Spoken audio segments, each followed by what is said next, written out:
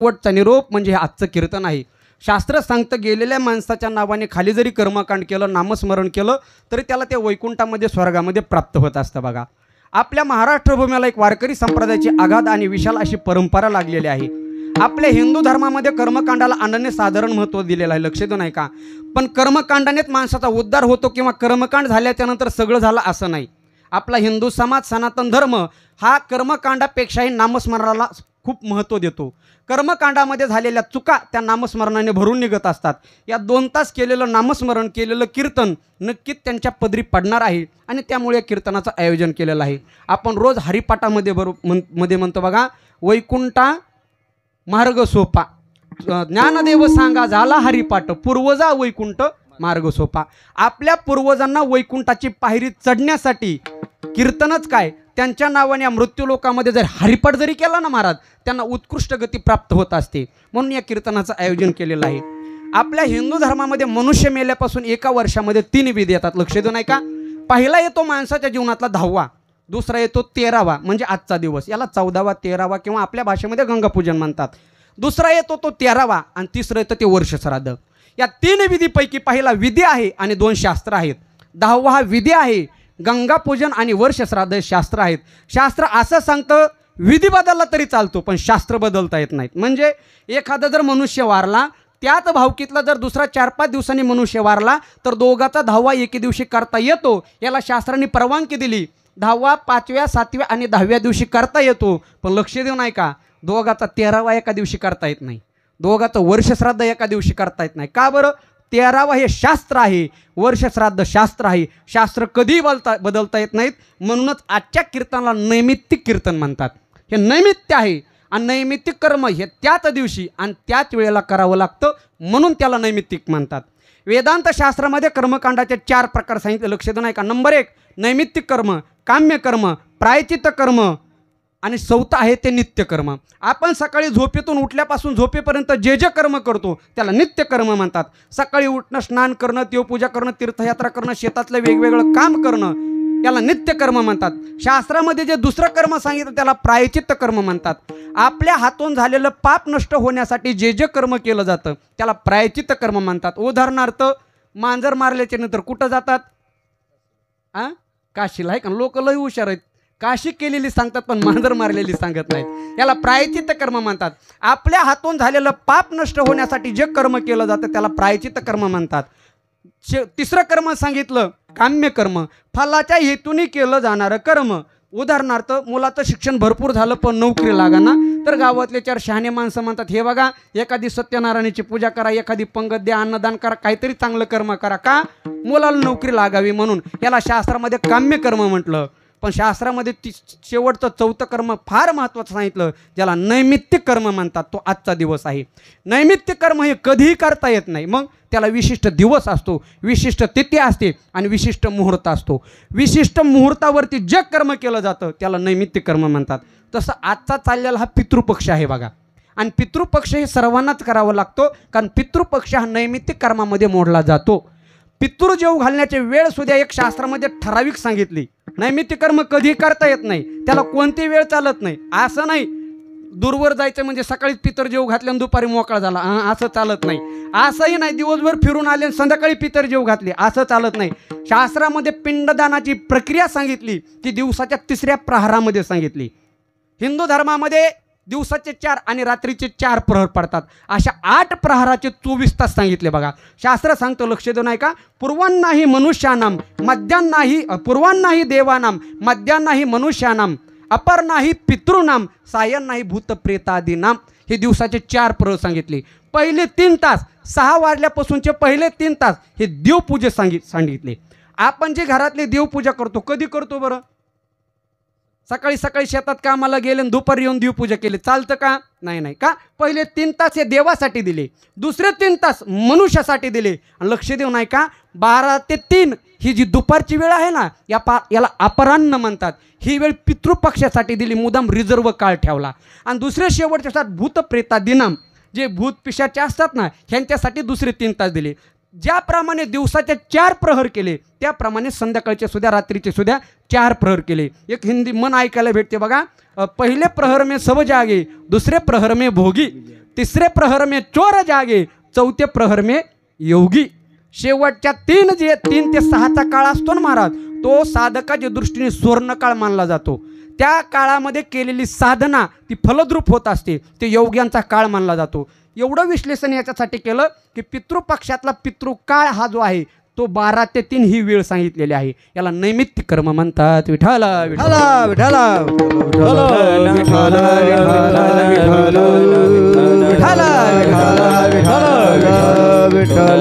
आणि या योग्य वेळेमध्ये जर पिंडदान केलं तर स्वर्गातल्या पितरांना ते प्राप्त होतं आणि ही वेळ पितृपक्षाची आहे.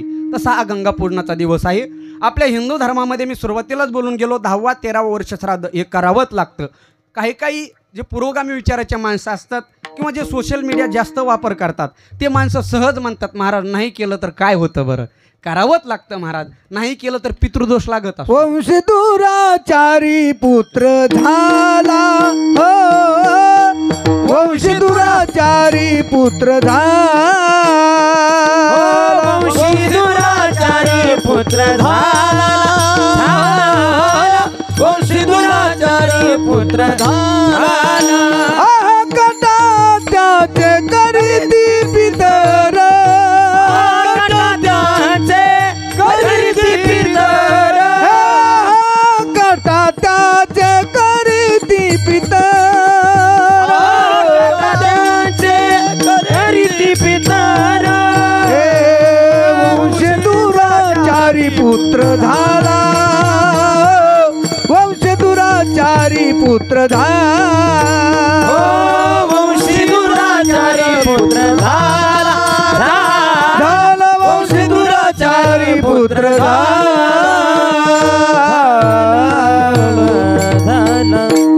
स्वर्गामध्ये पितर कसे करतात, आहा काटा त्याचे करीती पितर.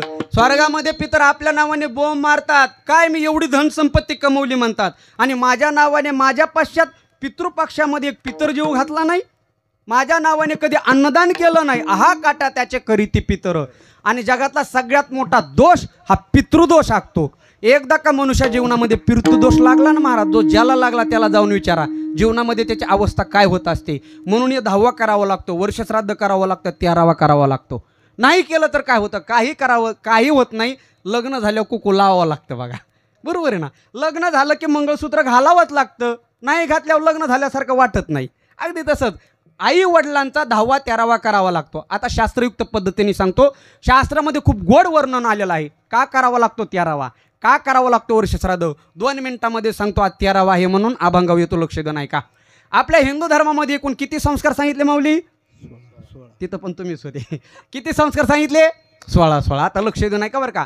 आपल्या हिंदू धर्मामध्ये 16 संस्कार सांगितले. कोणते आम्हाला काय माहिती आहे, बरं आजचं प्रासंगिक कीर्तन आहे बघा. आणि आजच्या प्रासंगिक कीर्तनामध्ये 10वा 13वा वर्षश्राद्ध हे जर सांगितलं नाही ना, आपली पुढची पिढी येणारी आपला 10वा 13वा एकाच दिवशी नदीच्या काठावर, खरं का नाही बाबा. म्हणजे पुढच्या पिढीला माहीत पाहिजे ना का करावं लागतो 13वा. आता 13व्याचा दिवस आहे, का करावं लागतो वर्षश्राद्ध, जरा गांभीर्याने लक्ष देऊ नाही का. आपल्या हिंदू धर्मामध्ये एकूण 16 संस्कार सांगितले, पण असा या जगामध्ये एकही मनुष्य नाही की ज्याच्यावरती 16 संस्कार होतात. आहे का एखादा इथं? हां, काही लोकांवरती होतात पण 16 होत नाहीत. 16 संस्काराचा आणि या 13व्याचा अनन्यसाधारण संबंध आहे. काय संबंध आहे पटापटा सांगतो, तुम्ही माफ चला लक्ष देऊ नाही का. कोणते 16 संस्कार, ज्या वेळेला एखाद्या स्त्रीचा आणि पुरुषाचा विवाह होतो, विवाह झाल्याच्यानंतर त्या स्त्रीच्या गर्भामध्ये एखादा जीव प्रविष्ट होतो, याला शास्त्रातला पहिला संस्कार सांगितला गर्भाधान. आता माफ चला बरं का बाप्पा, हा जीवनातला पहिला संस्कार ज्याला गर्भाधान संस्कार म्हणतात, लक्ष देऊ नाही का. ज्या वेळेला तो जीव 2 महिन्याचा असतो, 2 महिन्याचा झाल्याच्या नंतर जीवावरती पुंसवन नावाचा संस्कार केला जातो. हा का करायचा माहिती का, उदरामध्ये असलेला जीव हा धाडशी निघावा, पराक्रमी निघावा, भित्रा निघू नये, याच्यासाठी हा अगोदर एक संस्कार केला जातो, त्याला पुंसवन नावाचा संस्कार म्हणतात. किती झाले, 2. ज्या वेळेला जो 3 महिन्याचा होतो आईच्या उदरामध्ये, त्याच्यावरती अनबोल नावाचा संस्कार केला जातो. हा का करायचा माहिती का, 4थ्या महिन्यामध्ये जीवाला अवयव फुटायला सुरुवात होते. अवयव फुटण्याच्या अगोदर म्हणजे 3ऱ्या महिन्यामध्ये जीवावरती अनबोल लोभन नावाचा संस्कार करायचा, कारण जीवाला कोणतंही अपंगत्व येऊ नये, त्याच्या शरीरातले सगळे अवयव सुदृढ निघावे आणि पराक्रमी निघावा म्हणून करावा लागतो. किती झाले, 3 झाले, लक्ष देऊ नाही का. ज्या वेळेला जीव 4 महिन्याचा असतो त्यावेळेला संस्कार केला जातो, त्याला क्रिया नावाचा संस्कार म्हणतात. तो जो माता कयादूने आपल्या भक्तरात प्रल्हादावरती केला आणि माता सुभद्रेने अभिमन्यूवरती केला. अभिमन्यू आईच्या उदरामध्ये शिकला होता चक्रव्यूह कसं असतं, आतमध्ये कसं जातं आणि बाहेर कसं पडायचं हे आतमध्ये शिकलेला होता. किती झाले? 4. ज्या वेळेला जीव 7 महिने, तुम्ही घोटाळा करू नका बरं का, ज्या वेळेला जीव 7 महिन्याचा असतो त्यावेळेला त्या जीवावरती एक संस्कार केला जातो, त्याला शास्त्रामध्ये सीमोल्लंघन नावाचा संस्कार म्हणतात आणि आता हल्लीच्या भाषेमध्ये त्याला डोहाळे जेवण म्हणतात. बघा हा कसा करायचा माहिती का? आपल्या गावाच्या बाजूला वाहणारी नदी, आपल्या राज्याच्या बाजूला वाहणारी नदी, त्या नदीवरती त्या स्त्रीला नेलं जातं, पूर्व दिशेला मुख करून बसवलं जातं आणि त्या जीवाला आपल्या राज्याची सीमा दाखवली जाते. याला हालताच्या भाषेमध्ये डोहाळे जेवण म्हणतात. माऊली किती झाले? 5. आता लक्ष दे नाही का, ज्या वेळेला त्या जीवाचा जन्म होतो, जन्म झाल्याबरोबर प्रत्येक जीवाची नाळ, स्त्री असो अथवा पुरुष असो, प्रत्येक जीवाची नाळ त्या आईच्या उदरामध्ये गुंतलेली असते. शास्त्र असं सांगतं, हे जुनही बरं का, आताचं नाही, शास्त्र असं सांगतं 7व्या महिन्यामध्ये ज्या स्त्रीला ज्या नदीवरती नेलं होतं त्याच नदीतले 2 गोटे आणायचे आणि त्या 2 दगडाने ती नाळ तोडली जाते. याला शास्त्रामध्ये जातकर्म नावाचा संस्कार म्हणतात. किती? 6. जीव 12 महिन्याचा झाल्याच्या नंतर आपल्या हिंदू धर्मामध्ये त्याला नामकरण नावाचा संस्कार म्हणतात. मुलगा असेल तर उजव्या कानात, मुलगी असेल तर डाव्या कानात, मुलगा असेल तर समसंख्येमध्ये, मुलगी असेल तर विषम संख्येमध्ये. म्हणून बायको करत असताना समसंख्येची कधीच करायची नाही, भांडणं कमी होतात. ह्यांचे झाले तुमच्यासाठी. किती झाले? 7. आता लक्ष दे नाही का, 1.25 महिना झाल्याच्या नंतर जीवावरती एक संस्कार केला जातो, याला सूर्यावलोकन नावाचा संस्कार म्हणतात. आपल्या सनातन धर्मामध्ये कुठलीही बाळंत झालेली स्त्री 1.25 महिना घराच्या बाहेर निघत नाही. 1.25 महिना झाल्याच्या नंतर त्या बाळाला बाहेर आणायचं, मुलगा असो किंवा मुलगी असो, त्याला सर्वप्रथम सूर्याचं दर्शन करायचं आणि त्याला सांगायचं, हे बघ तू तुझ्या जीवनामध्ये केलेलं वाईट कर्म, केलेलं चांगलं कर्म जगातलं कोणी नाही पाहिलं तरी सूर्य भगवान परमात्मा पाहणार आहे. म्हणून तो 1.25 महिन्याला एक संस्कार केला जातो, त्याला सूर्यावलोकन नावाचा संस्कार म्हणतात. 6 महिना झाल्याच्या नंतर त्याला अन्नप्राशन नावाचा संस्कार म्हणतात. काहीतरी गोड पदार्थ, भात, तूप, मध चारला जातो, याला अन्नप्राशन नावाचा संस्कार म्हणतात. 1 वर्ष झाल्याच्यानंतर पूर्व दिशेला त्याची ओवाळणी केली जाते, याला शास्त्रामध्ये वर्धापन आणि आताच्या हल्लीच्या भाषेमध्ये वाढदिवस म्हणतात. 6 वर्ष झाल्याच्या नंतर गुरु ब्राह्मणाच्या साक्षीने पाठीवरती ओम काढला जातं, गिरलं जातं, याला अक्षरंभ नावाचा संस्कार म्हणतात. शिक्षण पूर्ण झाल्याच्या नंतर गुरुनी शिष्यावरती एक संस्कार केला जातो, याला संवर्तन नावाचा संस्कार म्हणतात. हा का करायचा माहिती का? शिष्य सांगत असतो, गुरु सांगत असतो शिष्याला, हे बघ मी तुला भरपूर विद्या शिकवली, पण ही विद्या जर तू चांगल्या कर्मासाठी वापरली तर तू ही विद्या तुला आठवण, नाहीतर ऐन वेळेला तू विसरून जातील. म्हणून याला संवर्तन नावाचा संस्कार म्हणतात. आता लक्ष देऊ नाही का, आतापर्यंत किती झाले? 12 नाही हो, 14 झाले. 14 झाले. आता राहिले ते असा घोटाळा करू नका ना, वाढू कुठं 16 सांगितलेलेत ना. 14 झाले, आता राहिले 2. 15वा संस्कार देव ब्राह्मणाच्या साक्षीने अग्नीच्या साक्षीने सगळ्यावरती होतो. तो कोणता? विवाह नावाचा संस्कार हा प्रत्येकावरती होतो. हे झाले 15. आणि शेवटचं लक्ष देऊ नाही का, या देहातून जीव निघून गेल्याच्या नंतर या देहावरती एक संस्कार होतो, त्याला अंत्येष्टी किंवा अंत्यविधी म्हणतात. किती झाले? 16. मग महाराज या 16चा आणि या 13चा काय संबंध आहे बरं? मला तिथंच यायचं आहे, थोडं लक्ष देऊ नाही का. हे 16 संस्कार आपल्या हिंदू धर्मामध्ये सांगितले, पण या मृत्यूलोकामध्ये मनुष्य जातीमध्ये असा एकही मनुष्य नाही 16ची 16 संस्कार ज्याच्यावर झाले. आहे का इथं कोणी? हात वर करून दाखवा. आहे का? नाही. एकावरही 16 संस्कार होत नाहीत, पण या 16 पैकी 3 संस्कार प्रत्येकावरती होतात. कोणते कोणते बरं? पहिला होतो तो नामकरण संस्कार. इथं जेवढे महिला आहेत, पुरुष आहेत, सगळे आहेत, इथं प्रत्येकाचं काही ना काहीतरी नाव आहे. हा मनुष्याच्या जीवनातला झालेला पहिला संस्कार, ज्याला शास्त्रामध्ये नामकरण संस्कार म्हणतात. हा झाला पहिला. दुसरा देव ब्राह्मणाच्या साक्षीने, अग्नीच्या साक्षीने, पाहुण्या रावळ्याच्या साक्षीने. दुसरा एक संस्कार होतो, त्याला विवाह नावाचा संस्कार होता. म्हणतात का नाही? हा सगळ्याच्या जीवनावरती झाला. ज्यांच्या झाला नाही त्यांच्या पण होईल, चांगले वागले तर त्यांच्या पण होईल ना, बरोबर आहे ना. ज्यांचा झाला नाही त्यांच्या पण होईल. हे झाले 2. आणि शेवटचा एक संस्कार आहे, आपण या देहातून निघून गेल्याच्या नंतर आपले पाहुणे रावळे किंवा आपला मुलगा या देहाला एक संस्कार करतात, त्याला कोणचा म्हणतात? अंत्यविधी किंवा अंत्येष्टी. हे 3 संस्कार प्रत्येकाच्या जीवनावरती होतात. आता मला थोडं गणितात कच्चा आहे, उत्तर योग्य द्या. 16 मधून 3 गेले, बापू खाली किती राहिले? किती? 13. म्हणून करावा लागतो 13 बा विठ्ठला.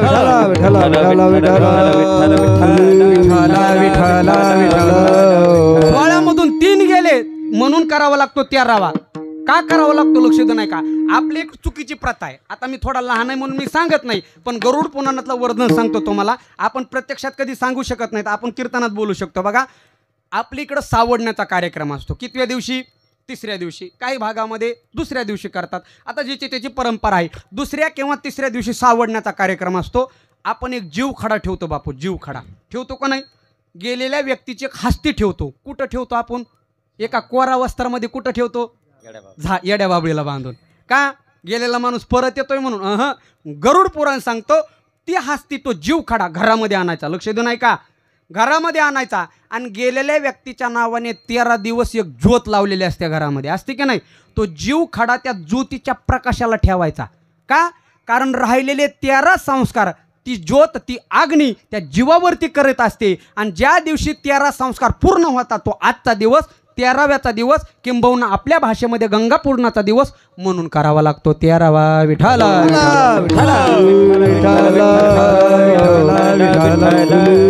आणि 13वा वर्ष श्राद्ध एकदा का 13वा झाला ना महाराज, आज शेवटचा पिंड समर्पित करावा लागतो. त्याला प्रार्थना नावाचा पिंड म्हणतात. ते प्रार्थना नावाचा पिंड समर्पित केला की या जीवाला इथून गती प्राप्त होते. हळूहळू इथून तो जीव मुक्त होतो, या देहातून जीव मुक्त होतो, या घरादारातून मुक्त होतो. 13 दिवस जीव भटकत राहत असतो. घर ते जिथं अग्निडाग दिलेला आहे ती जागा, घर अग्निडाग असा भटकत राहतो. पण एकदा का 13वा दिवस झाला, त्याचे 13 संस्कार पूर्ण झाले की इथून जीव निघतो. पहिलं यम दरबारामध्ये जातो. आता वर्ष श्राद्ध येतो बरं का, लक्ष देऊ नाही का? यम दरबारामध्ये जीव जातो. यम दरबारामध्ये जाण्याच्या अगोदर त्याला एक वैतरणी नावाची नदी आडवी येत असते बघा. वैतरणी नदीच्या काठावरती जेवायला जायला एकूण 28 दिवस लागतात. पहिले 13 आणि हे 28 किती हो? हे मोबाईलमुळं झालं लवकर. 41. बरोबर 41 आहे का नाही? गुरुजीत नाही तर आता काही येत नाही. आता आम्हाला मोबाईल काढावा लागतो गुरुजी, लवकर कॅल्क्युलेटर शिवाय येत नाही ना. आता लक्ष दे नाही का? पहिले 28 आणि हे पहिले 13 आणि हे 28 किती झाले? 41. 41व्या दिवशी हा जीव वैतरणी नदीच्या काठावरती जातो. त्या जीवाला ती नदी पार करायची, पण ती नदी काय पाण्याने वाहत नाही. 28 प्रकारचा नरक सांगितला आपल्या शास्त्रामध्ये. 28 प्रकारचे नरकाची घाण ज्या नदीतून वाहत असते त्याला वैतरणी नावाची नदी म्हणतात. ती नदी त्या जीवाला सहकार्य करते ज्याने आयुष्यामध्ये गायदान केलेली. कारण तिच्या नदीच्या काठावरती महाराज एक गाय चरत असते. ती कामधेनू नावाची गाय आहे आणि ती गाय त्याच माणसाला सहकार्य करते ज्याने आयुष्यामध्ये गायदान केलेली. म्हणून आपल्या हिंदू धर्मामध्ये जन्मल्यापासून मृत्यूपर्यंत एकदा तरी गायदान करावी. वैतरणी नदी पार होत असते. वैतरणी नदी पार करायला या जीवाला 59 दिवस लागतात. गुरुजी आता किती? पहिली 41 आणि ही 59 किती झाले? 100 आहे का नाही? 100 झाले.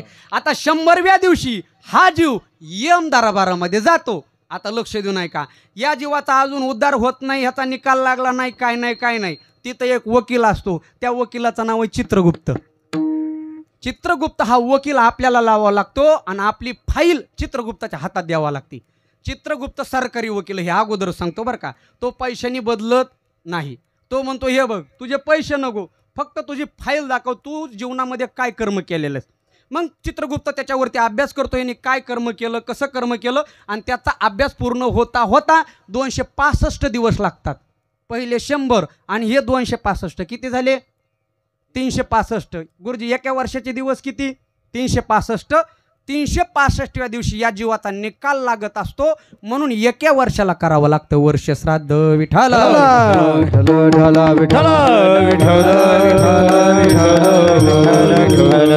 एकदा का वर्ष श्राद्ध झालं की तो जीव तिथून मुक्त होत असतो. मग असे 12 श्राद्ध असतात बघा. प्रथम वर्ष श्राद्ध, द्वितीय, तृतीय असे 12 वर्ष श्राद्ध असतात. आणि 12 वर्ष श्राद्ध झाले की तिथून पुढं पुण्यतिथी चालू होते. एक तर पूर्ण झालं की मग पहिली पुण्य, मग ते करण्यावर आहे. बरोबर आहे ना? कुणी किती वर्ष, कुणी किती ज्याच्या त्याच्या वंशावर असतं ते. पण हे करावं लागतं. मला एवढं सांगायचं आहे. का बरं? का करावं लागतं? कारण आपल्या हिंदू धर्मामध्ये 3 जणांचे उपकार सांगितलं. लक्ष देऊ नका. आपल्यावरती देवाचे उपकार आहेत, आपल्यावरती संतांचे उपकार आहेत आणि आपल्यावरती पितरांचे उपकार आहेत. देवाच्या उपकारातून उत्तीर्ण होण्यासाठी त्याचं नामस्मरण करावं. संतांच्या उपकारातून उत्तीर्ण होण्यासाठी त्यांनी सांगितलेल्या मार्गाने जावं. आणि पितृऋणातून उत्तीर्ण करण्यासाठी असे गंगापूजन 10वा 13 वर्ष श्राद्ध कार्यक्रम करावं लागते. आता ह्याचं नावच मृत्यू लोक आहे बघा. प्रत्येक लोकाचं स्वतंत्र वैशिष्ट्य सांगितलं बघा. वैकुंठ लोक ही भक्ताची भूमी सांगितली. कैलास लोक ही तपभूमी सांगितली. माऊली गोड वर्णन करतात. माऊली म्हणतात करिता तापसाची कडसणी, सगळ्यात मोठा तपस्वी देव महादेव. तपोलोक म्हणजे कैलास भूमी सांगितली आणि मृत्यू लोकाचं वर्णन म्हणजे मरकी भूमी सांगितली बघा. याचं नावच मृत्यू लोक आहे. मृत्यूलोक या शब्दाचा आता हा मार्का लोक आहे. माऊलीला उग ह्याची दया आली आणि माऊलीनेला उगच उकार दिला. मृत्यूलोक हा तसा मार्का लोक आहे बघा.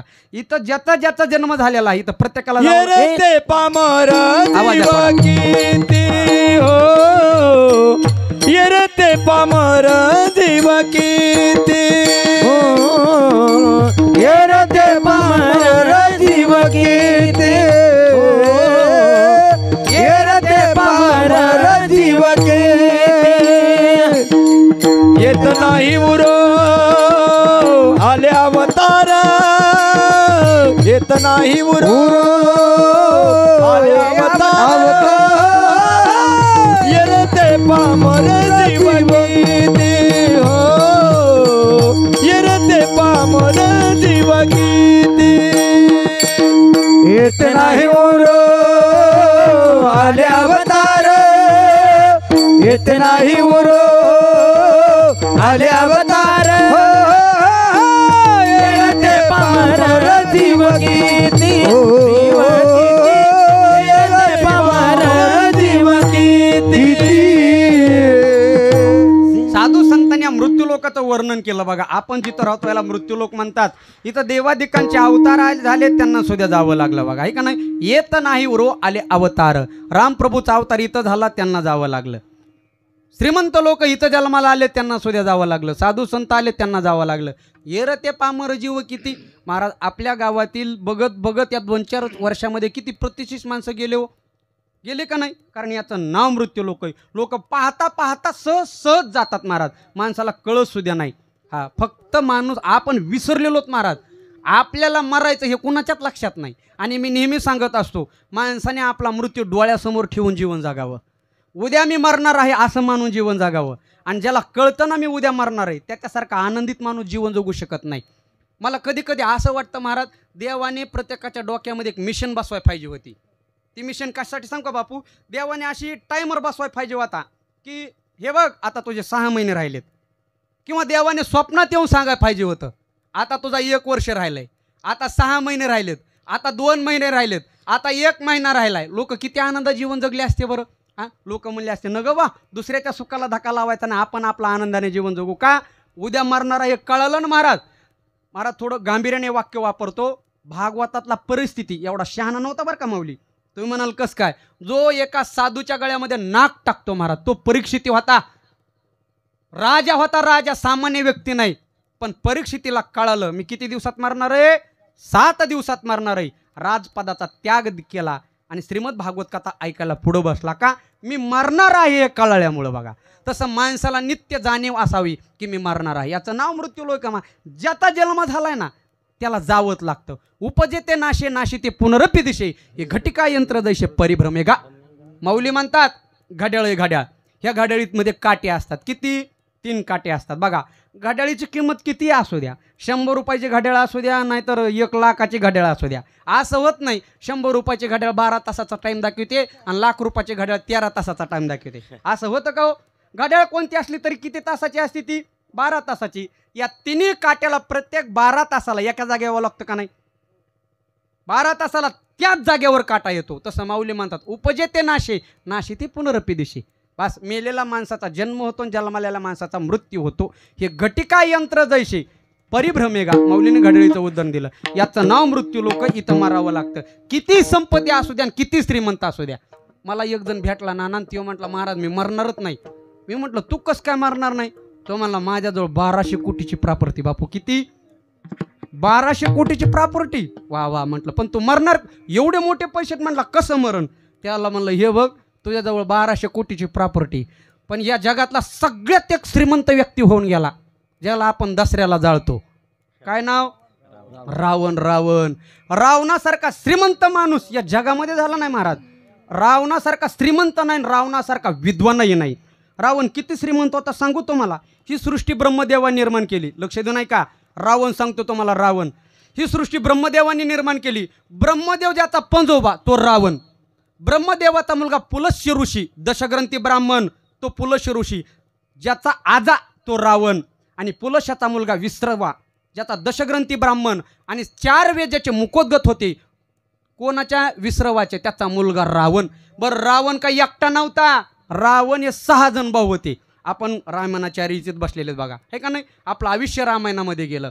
पण मला कधी कधी एका गोष्टीची खंत वाटते, महाराष्ट्राच्या लोकांचं आयुष्य रामायण ऐकण्यामध्ये गेलं, पण खरा रावण अजून महाराष्ट्राला कळाला नाही. हे महाराष्ट्राचं दुर्दैव समजा बघा. खरा रावण अजून कळला नाही. रावण हे 6 जण भाऊ होते महाराज. रावणाचे वडील विसरावा याला 3 पत्न्या होत्या. लक्ष देऊ नाही का. वनवर्णी, राका आणि कैकशी. वनवर्णीचा मुलगा कुबेर, जगातला सगळ्यात श्रीमंत व्यक्ती कुबेर.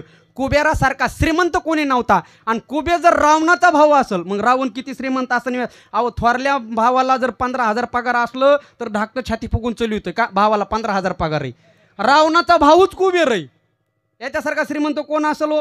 अहि रावण, मही रावण, कुंभकर्ण, बिभीषण आणि शूर्पणखा असा 7 लोकांचा हा रावणाचा परिवार होता. महाराज, रावणाचं वर्णन तर हे काहीच नाही. रावणाचं वर्णन पुढं ऐका बघा. आपल्या सनातन धर्मामध्ये ज्या 5 पतिव्रता स्त्रिया सांगितल्या, 5 पतिव्रता कोणत्या. अहिल्या, द्रौपदी, सीता, तारा, मंदोदरी, तथा. याच्यातली मंदोदरी नावाची पतिव्रता आणि पवित्र स्त्री ही रावणाची बायको होती महाराज. मंदोदरीसारखी पतिव्रता स्त्री जगामध्ये झाली नाही. किती पतिव्रता सांगू तुम्हाला, लक्ष दे नाही का. मंदोदरी जर सकाळी स्नान झालं ना, स्नान झाल्याच्या नंतर तिच्या खोलीमध्ये जायची बरं का. कशासाठी. आभूषणं घालण्यासाठी, सोनं परिधान करण्यासाठी.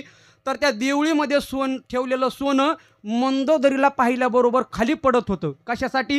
ह्या मंदोदरीने मला घालावं आणि मला पवित्र करावं असं सोन्याला वाटत होतं महाराज. रावणाने जी सोन्याची लंका बांधली ना, तुम्हाला माहीत नसेल, रावणाने जी सोन्याची लंका बांधली ना, हे सोनं शुद्ध आहे का अशुद्ध आहे याच्यासाठी कोणता धातू वापरला नव्हता. मग नुसतं मंदोदरीचा हात लावायचा. मंदोदरीचा हात सोन्या लागल्याबरोबर सोन्यातला हिंकच बाजूला होत होता आणि 24 कॅरेट सोनं बाजूला होत होतं. एवढी ताकद मंदोदरीमध्ये होती. आणि ती कोणाची बायको होती. रावणाची. अहो, उद्या आपल्या पतीच्या जीवनामध्ये काय घडणार आहे हे संध्याकाळी मंदोदरीला स्वप्नामध्ये कळत होतं. एवढी ताकद मंदोदरीमध्ये होती. आणि कोणाची बायको होती. रावण. मग रावण किती श्रीमंत असं याचा विचार करा. इंद्रजितासारखा मुलगा ज्यांनी 33 कोटी देवते बंदिस्त केले, तो रावणाचा मुलगा. हे झाले रावणाची आर्थिक श्रीमंती. पण आध्यात्मिक श्रीमंती तर तुम्ही अजून ऐकलीच नाही महाराज. जे जगद्गुरु तुकोबाराय म्हणतात, निंदा अथवा स्तुती करावी देवाची, येर मानवाची करू नये. महाराज, त्यात तुकोबाराने रावणाचं वर्णन गाथ्यामध्ये करावं. तुकोबाराय म्हणता शुद्ध कंचनाची सप्तकोटी. तुकोबाराय का सामान्य व्यक्ती काय. अहो, स्वतःची संपत्ती ज्यांनी इंद्राणीच्या डोहामध्ये दान करून टाकली, ते वर्णन संपत्तीचं करतात. कोणाच्या. रावणाच्या. महाराज, रावणाला गाथ्यामध्ये जागा भेटली. याच्यासारखी श्रीमंती अजून काय पाहिजे रावणाची. ही रावणाची श्रीमंती अजून सांगतो, लक्ष देऊ नाही का. या पृथ्वी तलावर मावली, या मृत्यूलोकामध्ये रावणासारखा विद्वान माणूस झाला नाही. काय रावणाने श्लोक लिहिले हो महाराज. शिवतांडव स्तोत्र कधी वाचा. असे श्लोक लिहिले की मोठमोठ्या विद्वानाला त्याचा अर्थ लागत नाही. आणि एक गोष्ट सांगतो, रावणानंतर या मृत्यूलोकामध्ये तेवढा विद्वान माणूस नाही. ते जाऊ द्या, रावणाच्या श्लोकाची कॉपी सुद्धा कोणाला करता आली नाही अजून. लिहिता सुद्धा येत नाहीत महाराज. एवढे श्लोक रावणाने लिहिले. एवढा मोठा रावण. दशग्रंथ याचा अर्थ 6 शास्त्र आणि 4 वेद, हे 10 ग्रंथ ज्याच्या मुखोद्गत होते त्याला दशग्रंथी रावण म्हणतात. मी एवढं मोठं रावणाचं वर्णन केलं. मी केलो, जाऊ द्या. महाराज, रामप्रभू स्वतः म्हणतात बरं का रामायणामध्ये. रामायणाचार्य रामप्रभू स्वतः रामायणामध्ये म्हणतात, प्रथम भेट झाली रावणाची आणि रामप्रभूची. रामप्रभूने रावणाला पाहिलं आणि धनुष्यबाण बाजूला ठेवला आणि पाहतच राहिले. काय म्हटलं, रावणा काय तुझं तेज, काय तुझं सौंदर्य, काय तुझं रूप, काय तुझी शाना. हे वर्णन कोणी केलं. रामप्रभूने. आणि शेवटी म्हणतात, रावणा, तुझ्या जीवनामध्ये एकच चूक घडली बघ. तुला अधर्म सुचला. आणि तुला जर अधर्म सुचला नसता तर प्रत्येक गावामध्ये रावणाची पूजा केली असती महाराज. एवढा मोठा श्रीमंत रावण, त्याच्यासारखी प्रॉपर्टी, त्याच्यासारखा विद्वान कोणी नाही. मला एकच सांगायचं, एवढा मोठा श्रीमंत असलेला रावण राहिला का हो. नाही महाराज. रावणाचं एकच दुर्दैव आहे, रावण त्रेतायुगात मेला. पण प्रत्येक वर्षी आपण दसऱ्याला मारतो त्याला. मारतो का नाही का. त्याच्या जीवनामध्ये अधर्म सुचला. दुसऱ्याची स्त्री पळून नेण्याची बुद्धी रावणाला सुचली. हे पाप रावणाकडून झालं महाराज. अधर्म सुटल्यामुळे रावणाचं पतन झालं. म्हणजे या मृत्यू लोकामध्ये किती श्रीमंत असू द्या, एक ना एक दिवस काय होतं. सोडविना राजा देशिता चौधारी. हे सोडविना राजा देशिता चौधारी. सोडविना राजा देशिता चौधारी. सोडविना राजा देशिता चौधारी. भले भले आणि कसोय रे भले भले काळाती हे मुडी पडली बाजवा हे काळाती हे मुडी पडली बाजवा आणि कसोय रे भले भले आणि कसोय रे भले भले काळाची हे उडी पडेल बजवा काळाची हे उडी पडेल बजवा जेव्हा जेव्हा तुकोबा राय म्हणतात या देशाचा राजा असला तरी तुम्हाला त्या मृत्यू जेलमधून सोडून बा वशिला लावून. बरोबर आहे का नाही. एखादी केस झाली असलेल तर ती नष्ट होईल. 6 महिन्याची सजा एका महिन्यात येईल. पण मृत्यूच्या तावडीतून कुणी सुटतं का हो? नाही नाही. सोडविना राजा देशीचा चौधरी अनेक सोयरी भली भली. किती संपत्ती द्या महाराज. मृत्यू लोकाच्या यमाच्या तावडीतून कुणीही सुटत नाही. प्रत्येकाला इथं एक ना एक दिवस जावं लागतं बघा. पण लक्ष देऊ नाही का जाण्याचे 2 मार्ग जावं लागतं प्रत्येकाला. शास्त्रामध्ये पहिला मार्ग सांगितला देह तादात्म्यवादी आणि दुसरा मार्ग सांगितला देह तादात्म्य शून्य. देह तादात्म्यवादी म्हणजे मी देह आहे असा मानून जीवन जगणारा आणि देह तादात्म्य शून्य म्हणजे माझा आणि देहाचा काही संबंध नाही असा मानून जीवन जगणारा. जो देह तादात्म्यवादी आहे त्याला मृत्यू काळामध्ये आतोनात दुःख होतं आणि जो देह तादात्म्य शून्य आहे असा मानून जीवन जगतो. मी त्या भगवान परमात्माचा एक अंश आहे. अहम वैश्वानरो भूत्वा प्राणिनाम देहमाश्रिता आणि हा देह पंचमहाभूताचा आहे असा मानून जीवन जगतो ना त्याला मृत्यूच्या काळामध्ये महाराज अगदी आनंदाने जाता येतं. फक्त जीवन जगण्याची पद्धत माणसाने बदलली पाहिजे. लक्ष देऊ नाही का बरं का. मी नेहमीच सांगत असतो बघा या मृत्यू लोकामध्ये 2 झाडं आहेत. 2 झाडं. पहिलं झाड आहे नारळाचं आणि दुसरं झाड आहे वडाचं. लक्ष देऊ नाही का. नारळाचं झाड कसं वाढतं बरं. नारळाचं झाड सरळ सरळ वाढतं आहे का नाही बरं. नारळाचं झाड सरळ वाढतं. दुसऱ्याच्या शेतामध्ये डोकून बघत नाही अगदी सरळ वाढतं आणि शेवटी उपयोग कुठं आहे नारळाचा देवाकडे आहे का नाही देवाकडे. आणि हे नारळाचं झाड जर JCBने काढायचं ठरलं किती प्रयत्न करावे लागतात. एका खोऱ्यात निघतं ना महाराज. वाढतं सरळ उपयोग देवाच्या पायावरती आणि निघण्यासाठी त्रास नाही. बरं हे जमिनीमध्ये जागा किती घेतं अगदी 1-1.5 फूट. दुसरं झाड सांगतो पोरा होतं मला वडाचं. वाडा झाड सरळ वाढतं का नाही नाही नाही नाही सरळ वाढत नाही महाराज. ह्याच्या अशा पारुंब्या लोंबलेल्या असतात फाटे गुतलेले असतात ना. बरं ह्याचा उपयोग मला सांगा आतापर्यंत वडाच्या झाडाचं कोणी आऊत केलं का. काही नाही महाराज. याचा उपयोग फक्त बायाला त्या दिवशी गुंडाळतात. वडा पाव माऊली वडापाव नाही बरं का. म्हणजे वडा एकदा मला पाव बा आहे का नाही त्या दिवशी उपयोग होतं. वडाच्या झाडाचा काय उपयोग आहे काही नाही. लक्ष देऊ नाही का. बरं हे वडाचं झाड JCBने काढायचं ठरलं एका खोऱ्यात निघतं गुरुजी नाही नाही. किती प्रयत्न करावे लागतात. माणसाचं जीवन नारळाच्या झाडासारखं असावं. आयुष्यभर सरळ राहावं. दुसऱ्याच्या जीवनामध्ये डोकून बघायचं नाही. आपण जाणं आपला परमार्थ जाणं. बरोबर आहे ना. असं जर जीवन जगलं तर शेवटी देवाच्या पायावर जातो. यमरूपी जरी JCB आले ना अलगत निघून जातो मानत मारतो. पण आपलं जीवन वडाच्या झाडासारखं आहे. लावतो एका नंबरात आणि ते उगवतो दुसऱ्या नंबरात. आपलं जीवन वडाच्या झाडासारखं आहे महाराज. मग अशा मुळ्या गुंतलेल्या राहतात कोणाच्या लेकीमध्ये कोणाच्या सोनामध्ये कोणाच्या नातवामध्ये. मग यमरूपी JCB येते बाप्पा आणि या मुळ्या अशा तटा मारिती तोडीती थोडीती निष्ठुर यमाचे किंकर बहुसाल यमाचे किंकर बहुसाल मारिती तोडीती तोडीती निष्ठुर यमाचे किंकर बहुसाल यमाचे किंकर बहुसाल मारिती तोडीती थोडीती निष्ठुर मारिती तोडीती तोडीती निष्ठुर मारिती तोडीती थोडीती निष्ठुर यमाचे किंकर बहुसाल यमाचे किंकर बहुसाल हे मारिती तोडीती तोडीती निष्ठुर यमाचे किंकर बहुसाल यमाचे किंकर बहुसाल हॅलो साल बंद आहे का. यमरूपी JCB येते आणि कशी मारते मग वर्णन केलं महाराजांनी. मारिती तोडीती झोडीती निष्ठुर नाही त्या यमाशी करू ना. त्याला अजिबात दा येत नाही महाराज. तो असा मारीत नेतो. म्हणून माणसाने जीवन नारळासारखं आनंदाने जीवन जगायचं. आपोआप माणूस जात असतो बघा. जायचं प्रत्येकाला. प्रश्न असा आहे महाराज मगापासून तुम्ही म्हणता जायचंय आम्हाला जायचंय कीर्तन सोडल्यावर जायचंय. पण नेमकं मगापासून जे तुम्ही म्हणता जायचंय कुठं जायचंय ते तुकोबरा अभंगाच्या पहिल्या चरणात आता पावी जे या घरा,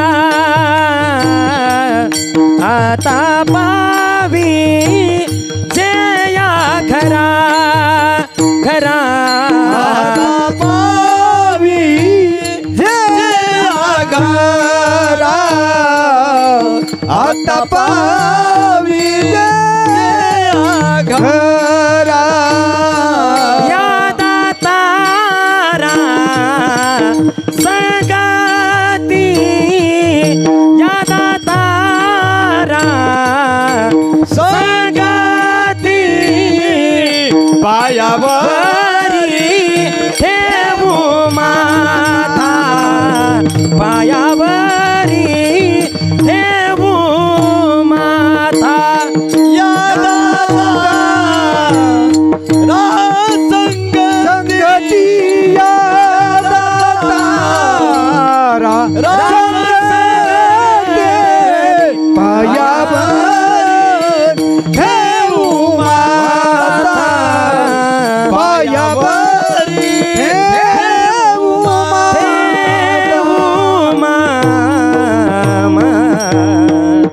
तुकोबराय म्हणतात आपल्या सगळ्यांना जायचंय, जायचं आहे ना एक ना एक दिवस, पण जायचंय कुठं? तुकोबराय म्हणतात घरला जायचंय. घरला कोणत्या घरला? आता पाविजे या घरा, या घरा आता पाविजे, आता जायचंय म्हटले या घरा, पण कशाने जायचंय? या दातारा संगती, भगवान परमाची संगती करून आपल्याला त्या वैकुंठाला जायचं आहे. बघा घर कशाला म्हणतात अगोदर व्याख्या लक्ष देऊ नये का? शास्त्रामध्ये अविनाशी पदार्थाला घर म्हणतात, ज्याचा कधीही बाध होत नाही, ज्याचा कधी प्रलय होत नाही, जे चंद्रसूर्य असेपर्यंत चिरकाल टिकतं त्याला घर म्हणतात. मग शास्त्रामध्ये घराचे 3 प्रकार आले. 3. पहिलं, आपण जिथून आलो ते घर. आपण आलो कुठून? वैकुंठातून आलो, बरोबर आहे ना? साधू संत म्हणतात आम्ही वैकुंठवासी, आपण सगळे वैकुंठातून आलो महाराज. जीवात्मा परमात्म्याचा अंश आहे, परमात्मा राहतो वैकुंठामध्ये. माऊली पहिल्या अध्यायामध्ये म्हणतात ते तर अश्ववाहक व आपण वैकुंठीचा राणा जाणं, वैकुंठीचा राणा जाणं तया रथाचे गुण काय वर्णू. म्हणजे भगवान परमात्मा वैकुंठामध्ये राहतो, आपण त्याचे अंश आहोत, म्हणून आपण आलो कुठून? वैकुंठामधून. हे माणसाचं पहिलं घर. आता लक्ष देऊ नका, एक घर संपलं बा. हा जीव वैकुंठातून येऊन ज्या घरामध्ये राहतो, म्हणजे 3.5 हाताचं खोकं, हे पण काय आहे? आपलं घरच आहे ना, बरोबर? हातदार, तोंड म्हणजे दरवाजा, डोळे म्हणजे खिडक्या, बरोबर आहे का ना? हे दरवाजाच आहे ना. हे कान म्हणजे मागच्या खिडक्याला, कान म्हणजे मागून काही खिडक्या असतात ना, जे लोक बोलत नाहीत ते सुद्धा ह्याने कधी कधी ऐकू येतं. हे खिडक्याच आहेत. कान म्हणजे खिडक्या. या शरीराला 9 खिडक्यात महाराज, 9 दरवाजेत ना याला. हा, हे पण या माणसाचं घर आहे. आता लक्ष देऊ नका, हे 2 घरं झाले. पहिलं जिथून आलो ते एक घर, दुसरं हा जीव जिथं राहतो हे दुसरं घर, आणि या घराला घेऊन जीव ज्या घरात राहतो. लक्षात आलं ना? हे चिखला मातीचं विटा सिमेंटचं हे कितवं घर आहे? 3रं घर. मग या 3 घरापैकी आपलं घर कोणतं? किती घरं सांगितले मी? 3. तुम्ही झोपले काय? हे गंगापूर्णाचं कीर्तन, ह्याच्यात विनोद काय नसतो. बरं तुम्हाला सुद्धा गडबड आहे का नाही? सोयाबीन काढायची आहे ना? सध्या माऊली आमच्या इकडे एकच चालू आहे, घीळ आणि लावपात. हेच काम आहे ना सगळ्याचं. हे सगळे म्हणते ह्याने लवकर सोडावा, दुपारून ढिगलं तरी गोळा करायला जाता येईल. पण मी 2 तास झाल्याशिवाय सोडणारच नाही. विठाला विठाला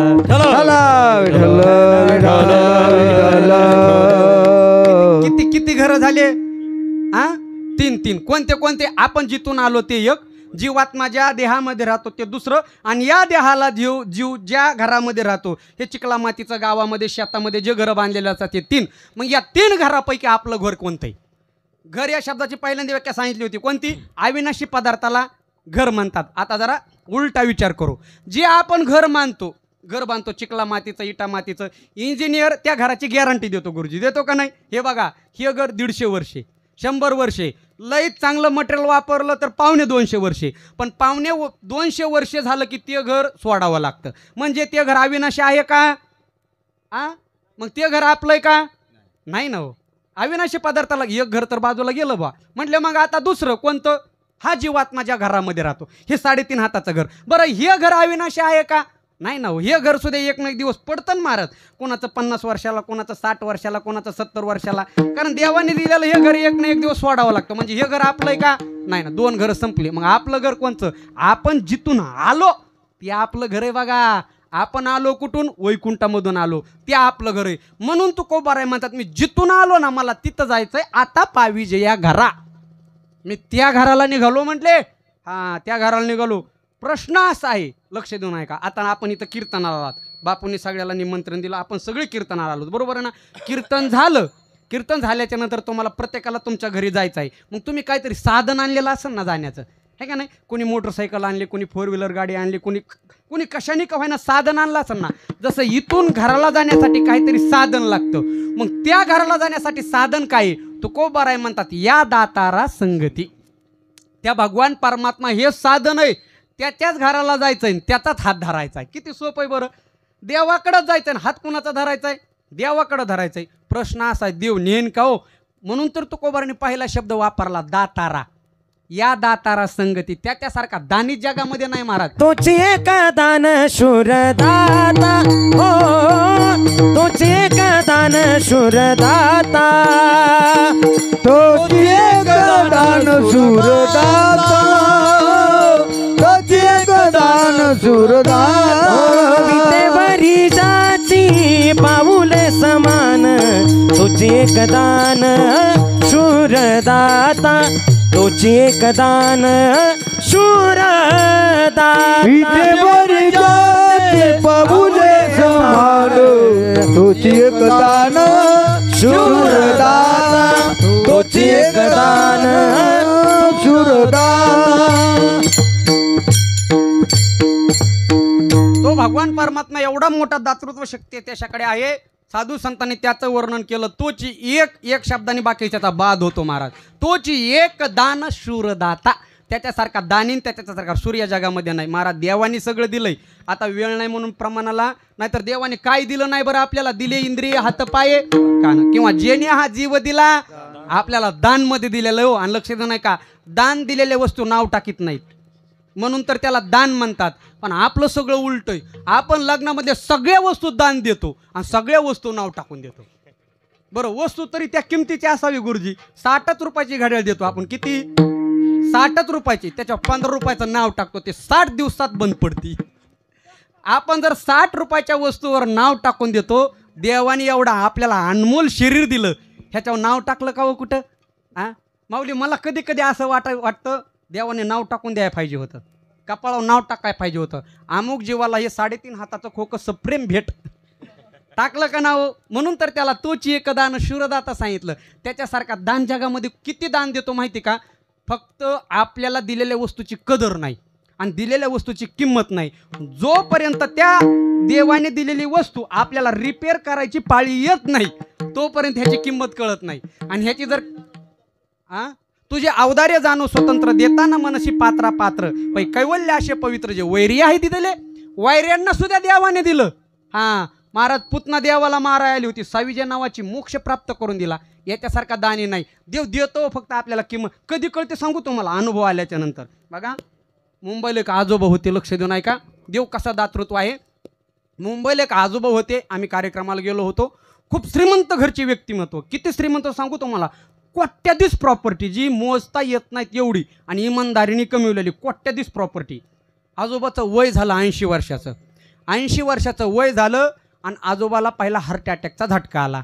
श्रीमंत घरचे व्यक्ती होती, मुलं 2-3 होते. धावत पळत आजोबाला हॉस्पिटलला नेलं. दवाखान्यात नेल्याच्यानंतर डॉक्टरने सांगितलं, हे बघा तुमच्या आजोबाला हार्ट अटॅकचा झटका आलेला आहे, मग हृदयाचं ऑपरेशन करावं लागेल म्हटले. असं करा ना म्हटले. करणं एवढं सोपं नाही म्हटले. काय करावं लागेल म्हणले, किती खर्च येईल सांगता येत नाही. 50-60 लाख कोटी रुपयापर्यंत बिल निघू शकतं. पण श्रीमंत घरचे मुलं होते, बापावर नितांत प्रेम होतं. डॉक्टरला सांगितलं, डॉक्टर साहेब पैशाची चिंता करू नका, बघा काय पैसे खर्चायचे ते खर्चू द्या, काय रक्कम लागायची ते रागू द्या, पण आमचे वडील, आमचे आजोबा व्यवस्थित झाले पाहिजेत. ठीक आहे म्हटले. अमेरिकन मोठमोठे डॉक्टर बोलवलं येतील. ठीक आहे म्हटलं, काय करायचे ते करा, पण ऑपरेशन व्यवस्थित झालं पाहिजे. ऑपरेशनाची तारीख ठरली, वेळ ठरली आणि ऑपरेशन थिएटरमध्ये आजोबाला नेण्यात आलं. बारकाईने लक्ष देऊन ऐका. नेण्यात आलं. 2 तासाचं ऑपरेशन होतं. किती? 2 तासाचं ऑपरेशन होतं. ऑपरेशन करण्यासाठी त्या 80 वर्षाच्या बाबाचं हृदय बाजूला काढून ठेवलं.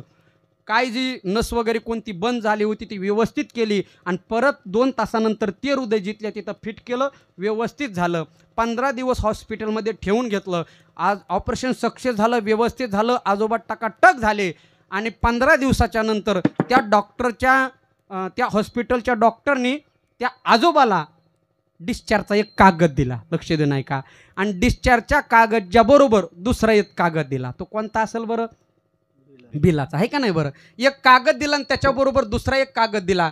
महाराज आजोबाने कागद पाहिला आणि ढसा ढसा ढसा रडू लागले. का? बिल निघलेलं होतं 60 लाख रुपये. किती निघलं होतं? 60 लाख रुपये निघलं होतं. श्रीमंत घरचं व्यक्ती होती पण तरीसुद्धा रडू लागली. डॉक्टरला वाटलं काय करावं, यांना काय समजून सांगावं.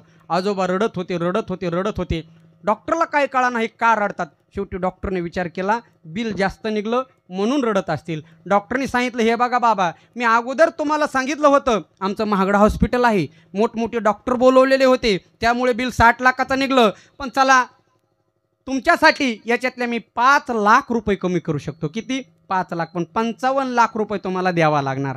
आजोबांनी ते 55 लाखाचं बिल पाहिलं तरीसुद्धा रडतच होते. कोणाचं काय ऐकत नव्हते. श्रीमंत घरचे होते तरीसुद्धा रडत होते.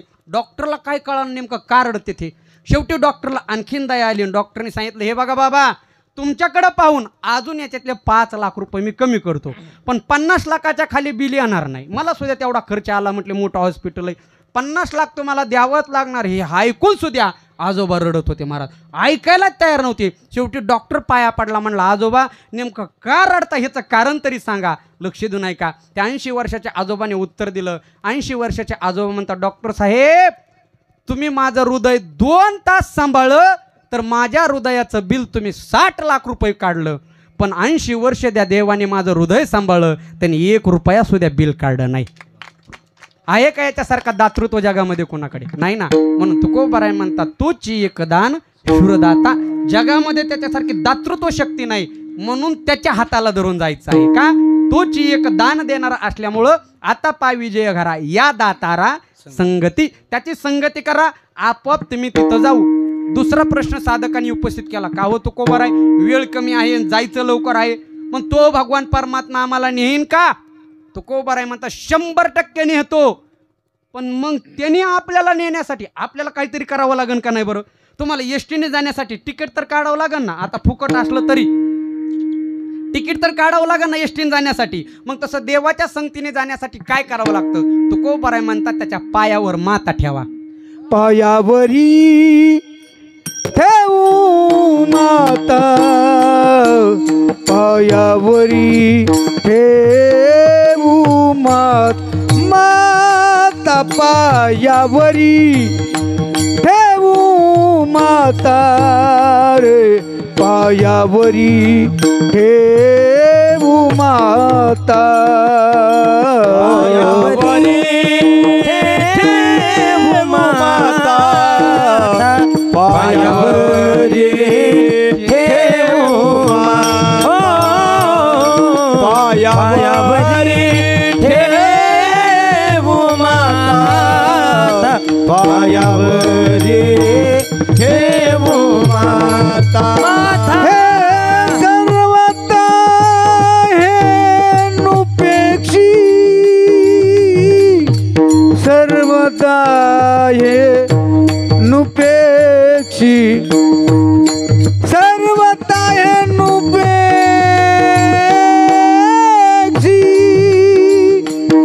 हे सर्वता हे नुपेक्षी, पायावरी ठेवू माता, पायावरी ठेवू माता, पायावरी ठेवू माता, पायावरी ठेवू माता.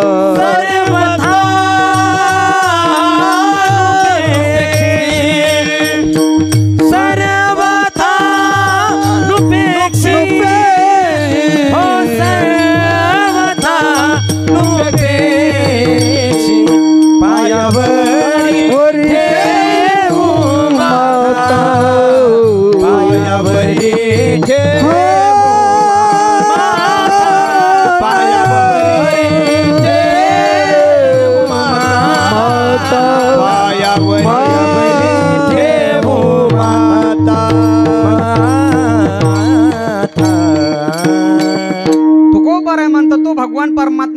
आपल्याला घेऊन जातो बरं का, तो कोणाची हेडसाण करत नाही, घेऊन जातो. पण त्याच्यासाठी अगोदर तिकीट काढावं लागतं. म्हटले कोणतं तिकीट? पायावरी ठेवू माता. त्याच्या पायावर माता ठेवावा लागतो, माता. बरं माताच का ठेवायचा? हात ठेवून चालत नाही का? नाही चालत. शरीरामध्ये अनेक अवयव सांगितले, दुसरा अवयव चालत नाही. हा, माता ठेवावा लागतो. कारण माता या शब्दाचा दुसरा अर्थ आहे अहंकार. एकदा का अहंकार पायावर ठेवला की देव आपल्याला घेऊन जातो बरं का. अहंकारी माणसाला देव नेत नाही. पायावरी ठेवू माता. माणसाच्या जीवनातला अहंकार गेला पाहिजे बघा. अहंकार गेला तो काय म्हणे देव झाला. किंवा तिळ जरी मात्र ओहे अहंकार मेरू तो समान भार देवा. तिळभर जरी अहंकार झाला ना, अहंकार लय खतरनाक आहे बघा. अहंकार हा कोणाला सोडित नाही. या महाराज 6 विकार सांगितले, लक्ष दे नाही का? 6 विकार: काम, क्रोध, लोभ, मत्स्य, दंभ आणि अहंकार. पण या 5 विकाराचा आजा त्याचं नाव अहंकार आहे. माऊलीने किती गोड वर्णन केलं बघा. माऊली म्हणतात, लक्ष दे नाही का? ते तर इच्छा कुमारी झाली, ती कामाच्या तारुण्य आली, ते द्वेषीची बांधली वराडीक. इच्छा नावाची मुलगी लग्नाला आली. सोपं करून सांगतो. इच्छा नावाची मुलगी लग्नाला आली, स्वतःच म्हणू लागली पप्पा लग्न करा. इच्छा बरं का. आणि मग तिच्या वडिलांनी स्वैरिक जुळवली. कुणाबरोबर?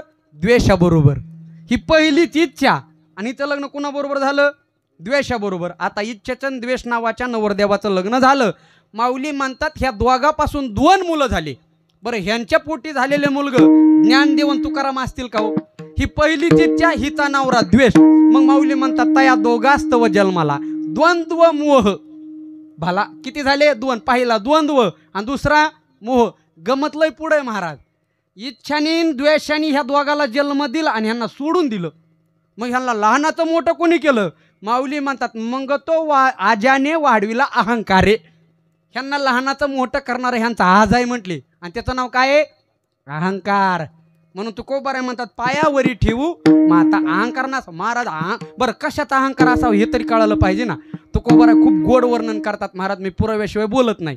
तुकोबाराय म्हणतात एका म्हातारीकडे कोंबडं होतं. लक्ष दे नाही का बरं का? गात्यातलं हे मात्यातलं नाही. आणि म्हातारीला कोंबड्याचा अहंकार झाला. म्हातारी म्हणायची माझं कोंबडं वरडलं तरच सूर्य उगवतो. कोंबडं किती वाजता बाग देतं? सकाळी 4-5ला. माझं कोंबडं वरडलं नाही तर सूर्यच उगवत नाही. अहंकार कशाचा असावा महाराज?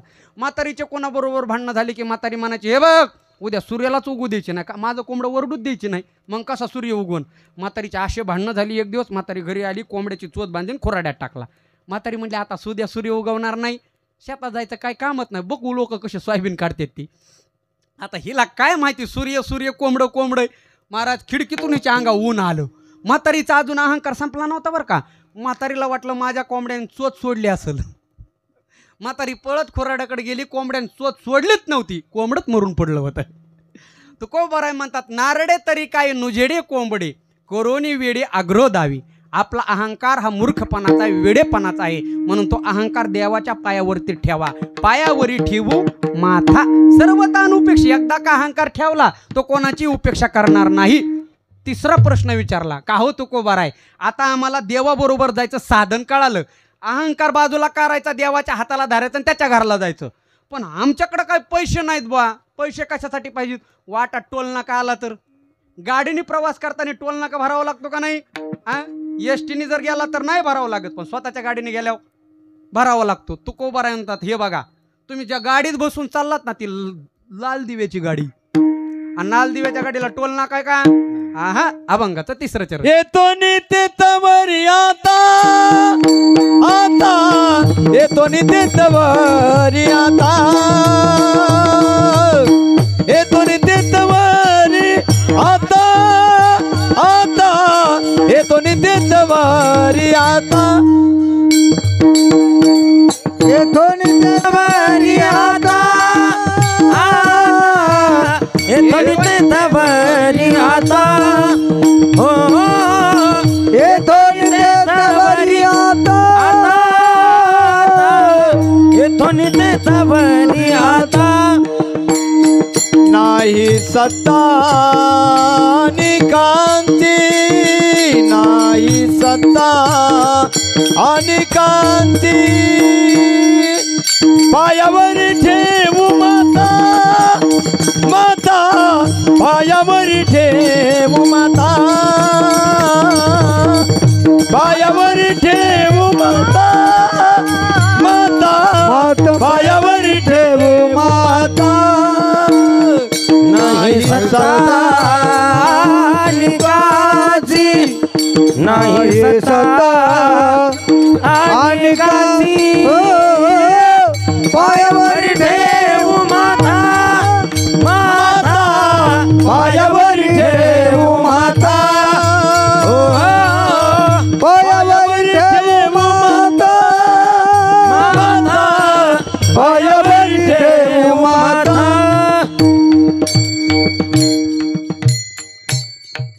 साधक विचारतो का हो तुकोबार आहे, आता आम्हाला देवाच्या संगतीने जाण्याचा मार्ग सापडला बा. एकदा का त्याच्या पायावर अहंकार ठेवला की देव आपल्याला घेऊन जातो त्याच्याबरोबर.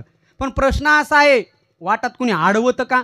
कुणी आडवं आलं तर काय करायचं? तुकोबार म्हणतात ते सोडून बोला का, येतो नि ते थवरी. आता आपण जिथून निघलो आणि जिथं जायचंय, सगळी सत्ता कोणाची आहे हो? देवाची आहे ना. वृक्षाचे पाणी आले ज्याची सत्ता. बस म्या बोलविल्या वेद बोले, म्या चालविल्या सूर्य चाले. मारा देवाच्या सत्तेने वेद बोलतो, देवाच्या सत्तेने सूर्य चालतो. मग कोण आडविल हो तिथं?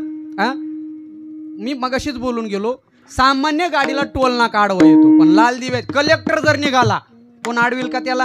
हा. मग गाडीत तशी पकडायची की जी आडवीत नाही कोणी.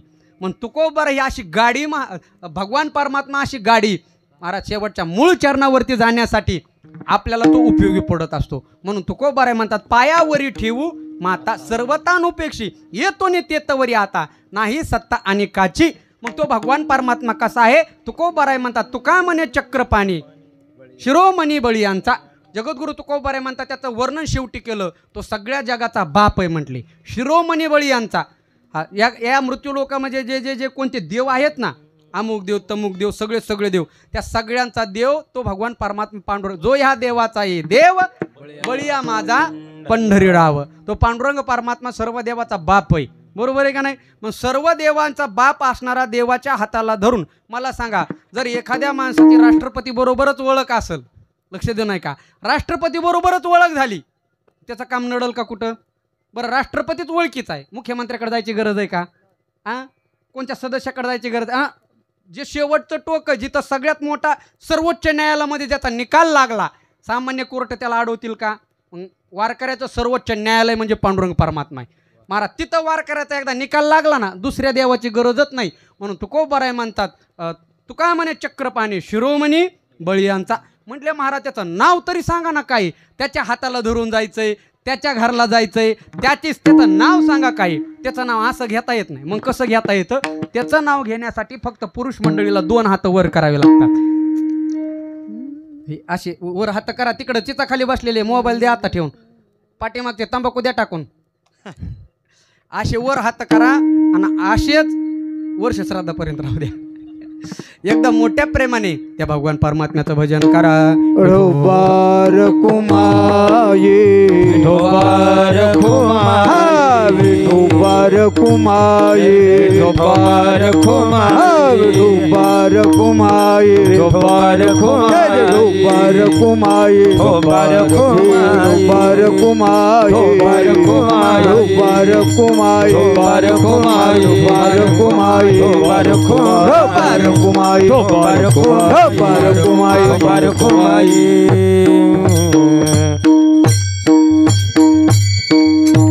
तुकोबारांनी वर्णन केलं आता पावी जे घरा या दातारा संगदी.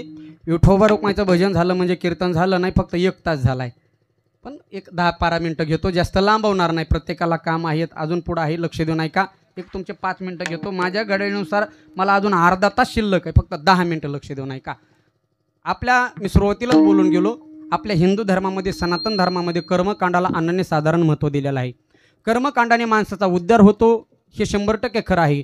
पण कर्मकांडातून झालेल्या चुका ह्या नामस्मरणाने नष्ट होत असतात. म्हणून नामस्मरण करावं. म्हणून गंगा पूर्णाला 10व्याला 13व्याला असं भगवान परमात्माचं नामस्मरण करणारे कीर्तन भजन हरिपाठ करावा. तुकोबार म्हणतात देवा पवित्र होईन चरित्र उच्चारे रूपाच्या आधारे गोजरिया. देवा तुझं रूप पवित्र आहे, तुझं ध्यान पवित्र आहे, तुझे जर नामस्मरण केलं तर मी पवित्र होईन यामध्ये नवल नाही. तर गेलेल्या व्यक्तीच्या नावाने नामस्मरण केलं ना तरी सुद्धा तो पवित्र होत असतो. एवढी मोठी ताकद या नामस्मरणामध्ये आहे. तसं या गंगापूर्णाच्या निमित्ताने या कीर्तनाचं आयोजन केलं बघा. शास्त्र सांगतं पिंडदान हे करावं लागतं बघा. पिंड पदावरी दिला आपुले खरी माझे झाले गया वर्जन फिटले पितराचे ऋण. पितरांच्या ऋणातून उत्तीर्ण होण्यासाठी हा कार्यक्रम करावा लागतो. आपल्या आईला मुक्ती भेटावी, वडिलाला चांगलं ठिकाण भेटावं, आजोबा पंजोबा जे कोणी पूर्वज असतील 42 पिढ्यांचा उद्धार एका पिंडदानाने होत असतो. म्हणून पिंडदान हे सांगितलं बघा. मी नेहमी सांगत असतो, लक्ष देऊ नाही का, मनुष्याच्या जीवनातला बाप गेला की माणसाच्या जीवनातला बाप गेला की माणूस अनाथ होत असतो आणि माणसाच्या जीवनातली माय गेली की माणूस अनाथ होत असतो बघा.